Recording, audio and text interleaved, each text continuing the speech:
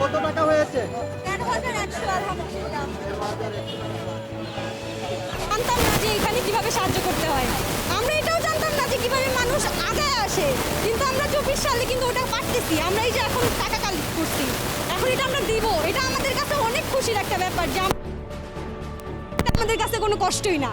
আমাদের শিক্ষা জীবনে আমরা যা শিখতে পারিনি, মানে বেসিক, তা আমরা 24 সালে এই আন্দোলনে সব শেখা হয়েছে। আমরা প্রতিবাদ করতে শিখলাম, আন্দোলন করতে শিখলাম, আমরা ট্রাফিক শিখলাম, আমরা পেইন্টিং করলাম, তারপরে হচ্ছে যে মানুষের পাশে দাঁড়াতে শিখলাম, পরিষ্কার পরিচ্ছন্ন করলাম, পরিষ্কার আমরা পরিচ্ছন্ন করলাম, দেশের জন্য করতে নতুন শিখলাম। একটা এটাতে বাংলাদেশ নিজেদের চাই, ভালোবাসা এটাই কাজ করতেছি। করতেছি। হ্যাঁ, গর্ব হয় নিজের আমি দেশে। একটি জিনিস, আর আমরা এই 24 সালে অনেক অনেক অভিজ্ঞতা অর্জন করতে পারছি। এটাই আমাদের জন্য অনেক। আমাদের কাছে অনেক। আর আমরা আগেও করে যাব, ইনশাআল্লাহ সামনেও করে যাব।